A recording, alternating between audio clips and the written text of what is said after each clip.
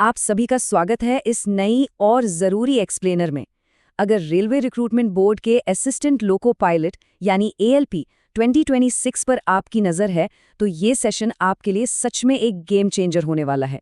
आज हम RRB ALP 2026 के एप्लीकेशन प्रोसेस का एकदम fast paced full proof plan decode करेंगे। तो चलिए सीधे इसमें डाइव करते हैं और समझते हैं कि आखिर एक फ्लॉलेस एप्लीकेशन सबमिट कैसे करनी है। सबसे पहले गौर कीजिए इस नंबर पर 11,127।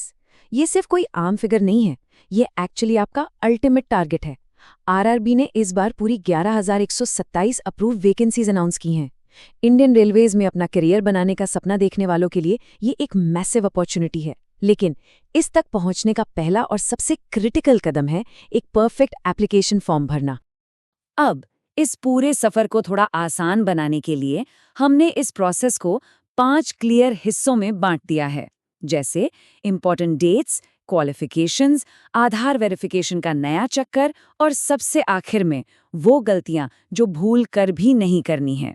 एक क्लियर स्ट्रक्चर के बिना फॉर्म भरने बैठना काफी महंगा पड़ सकता है। तो शुरुआत करते हैं बिल्कुल बेसिक लेकिन सबसे जरूरी चीज से, डेट्स और वैकेंसीज। आइए देखते हैं वक्त कितना है और सबसे ज्यादा मौके कहाँ छुपे हैं। देखिए, वक्त तेजी से निकल रहा है। 15 मई 2026 से एप्लीकेशन प्रोसेस शुरू हो चुका है और सबसे इंपॉर्टेंट डेट है 14 जून। इसको अपने कैलेंडर पर रेड सर्कल कर लीजिए क्योंकि ये आखिरी दिन है। फीस पे करने के लिए आपको 16 जून तक का वक्त मिलेगा। और हाँ, अगर फॉर्म में थोड़ी बहुत गड़बड़ी हो जाए, जो कि नहीं होनी चाहिए, तो 17 से 26 जून के बीच एक करेक्शन विंडो ओपन होगी। इन डेडलाइंस को बिल्कुल नहीं भूलना है। अब एक नज़र इन टॉप RRB जोन्स पर डालिए। सिकंदराबाद में सबसे ज्यादा 1,420 वैकेंसीज हैं। उसके बाद मुंबई में 1,153 और कोलकाता में 841। पर यहाँ एक बहुत बहुत बड़ी वार्निंग है। आप सिर्फ और सिर्फ एक ही RRB जोन के लिए अप्लाई कर सकते हैं। अगर आपने सोचा कि इधर भी भर दूं, उधर भी भर दूं, तो आपका फॉर्म वहीं तुरंत रिजेक्ट हो जाएगा। तो अपनी स्ट्रैटेजी एकदम सोच समझ कर बनाइए। ऑलराइट, अब आते हैं एलिजिबिलिटी चेक पॉइंट पर। क्या आप टेक्निकली क्वालिफाई करते हैं इस अपॉर्चुनिटी के लिए? चलिए चेक करते हैं। आयु सीमा यानी एज लिमिट का रूल एकदम स्ट्रेट है। जनरल कैटेगरी के लिए एज लिमिट रिजिडली 18 से 30 साल तय की गई है। वहीं अगर आप रिजर्व कैटेगरी से आते हैं तो थोड़ी राहत दी गई है। SC और ST कैटेगरी के कैंडिडेट्स को अपर एज लिमिट में 5 साल की एक्स्ट्रा छूट मिलती है और OBC नॉन क्रीमी लेयर के कैंडिडेट्स को 3 साल की। इस मैथमेटिकल क्राइटेरिया को पहले क्लियर करना जरूरी है। पढ़ाई और क्वालिफिकेशंस की बात करें तो टेक्निकल बैकग्राउंड होना अनिवार्य है। यानी 10वीं पास होने के साथ साथ आपके पास NCVT या SCVT से ITI सर्टिफिकेट होना चाहिए, या फिर आपने 10वीं के बाद एक्ट अप्रेंटिसशिप की हो। अगर 3 साल का इंजीनियरिंग डिप्लोमा है या फिर सीधे इंजीनियरिंग डिग्री है, तब भी आप बिल्कुल अप्लाई कर सकते हैं। पर एक जरूरी बात, जो कैंडिडेट्स अपने फाइनल रिजल्ट्स का इंतजार कर रहे हैं वो स्ट्रिक्टली इनएलिजिबल हैं। सर्टिफिकेट्स फॉर्म भरते वक्त हाथ में होने चाहिए। आगे बढ़ते हैं आधार वेरिफिकेशन और डॉक्यूमेंट्स पर। एक तरह से मान लीजिए कि ये आपके एग्जाम का स्टेज 0 है। अगर यहाँ गलती हुई तो एग्जाम हॉल तक पहुंचना ही नामुमकिन है। ध्यान दीजिएगा, इस बार आधार वेरिफिकेशन एक मैंडेटरी वन टाइम प्रोसेस बन गया है। इसका सीधा सा मतलब क्या है? आपका नाम और डेट ऑफ बर्थ जो आधार कार्ड पर है वो एग्जैक्टली आपके क्लास 10 के सर्टिफिकेट से मैच होना चाहिए। एक सिंगल लेटर का भी फर्क नहीं चलेगा। साथ ही आपके बायोमेट्रिक्स भी अपडेटेड होने चाहिए। अगर जरा सा भी मिसमैच है ना, तो फॉर्म भरने से पहले सीधे आधार सेवा केंद्र जाइए। ये स्टेप कंप्लीटली नॉन नेगोशिएबल है। आधार के अलावा इन जरूरी डॉक्यूमेंट्स की डिजिटल कॉपी एकदम रेडी रखेगा। एक 3.5 बाय 3.5 सेंटीमीटर की रीसेंट कलर फोटो, बिना कैप और बिना सनग्लासेस के प्लीज। एक क्लियर स्कैन्ड सिग्नेचर, क्लास 10 की मार्कशीट, आपके सारे ITI, डिप्लोमा या डिग्री के सर्टिफिकेट्स, और अगर लागू होता है तो एक वैलिड कास्ट सर्टिफिकेट। ये सब अप्लाई करते वक्त अपलोड होने के लिए बिल्कुल तैयार होने चाहिए।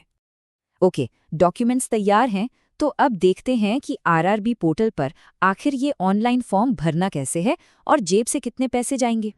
फॉर्म भरने का एक स्ट्रिक्ट क्रोनोलॉजिकल ऑर्डर है जिसे बिल्कुल ब्रेक नहीं करना है। स्टेप 1 है पोर्टल पर रजिस्ट्रेशन। स्टेप 2, जैसा हमने अभी बताया, कंपल्सरी आधार वेरिफिकेशन।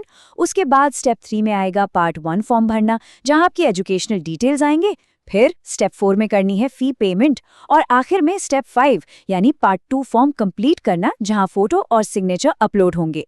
सीक्वेंस यही रहेगा। अब फीस का स्ट्रक्चर और इसका रिफंड सिस्टम थोड़ा इंटरेस्टिंग है। जनरल और ओबीसी कैटेगरी के लिए एप्लीकेशन फ़ी 500 रुपये है। एससी, एसटी और महिलाओं के लिए ये 250 रुपये है। पर मज़ेदार बात पता है क्या है? आरआरबी यहाँ एक बहुत यूनिक रिवॉर्ड देता है। अगर कैंडिडेट एक्चुअली सीबीटी 1 एग्जाम देने सेंटर पर जाता है तो जनरल और ओबीसी वालों को 400 रुपये वापस मिल जाएंगे और एससी, एसटी और महिलाओं को तो पूरे के पूरे 250 रुपये रिफंड हो जाएंगे। ये बेसिकली एक ज़बरदस्त इंसेंटिव है ताकि लोग एग्जाम देने ज़रूर जाएं। अब हम पहुंच गए हैं इस एक्सप्लेनर के सबसे क्रूशियल हिस्से पर। ये वो छुपे हुए ट्रैप्स हैं जिनकी वजह से अच्छों का फॉर्म तुरंत डिस्क्वालीफाई हो जाता है। आरआरबी चेन्नई ने ऑफिशियली एक बहुत ही कड़ी वार्निंग दी है। उन्होंने स्पेसिफिकली कहा है, better sure than sorry, no second takes for mistakes. ये बहुत ही पावरफुल वर्ड्स हैं। आपकी सालों की लाइब्रेरी वाली मेहनत फॉर्म की एक छोटी सी स्पेलिंग मिस्टेक से पल भर में ज़ीरो हो सकती है। इसलिए सबमिट बटन दबाने से पहले डबल चेक करना कोई लग्जरी नहीं, नेसेसिटी है। आखिर ऐसी कौन सी गलतियां हैं, जैसे पूरा सिग्नेचर कैपिटल लेटर्स में कर देना सीधा रिजेक्शन, लेफ्ट थंब इंप्रेशन लगाना भूल जाना, या फिर डिक्लेरेशन को रनिंग हैंडराइटिंग के बजाय ब्लॉक लेटर्स में लिख देना। अगर आपका ओबीसी सर्टिफिकेट 1 साल से ज़्यादा पुराना है तो वो एक्सेप्ट नहीं होगा। और हाँ, सबसे बड़ी गलती जो मैं फिर से रिपीट कर रही हूँ, एक ही पोस्ट के लिए अलग अलग आरआरबी जोन से अप्लाई करना। इन चीज़ों से बिल्कुल बचकर रहिए। तो आखिर में सवाल यही बचता है, क्या आपके डॉक्यूमेंट्स एक्चुअली तैयार है? देखिए, ये सिर्फ एक आम एप्लीकेशन नहीं है, ये आपके आने वाले कल का टिकट है बॉस। इन सारे स्टेप्स को ध्यान में रखें और अपना फॉर्म एकदम बिना किसी फ्लॉ के सबमिट कीजिए। सफलता की शुरुआत किसी और दिन नहीं, आज इसी वक्त से होती है।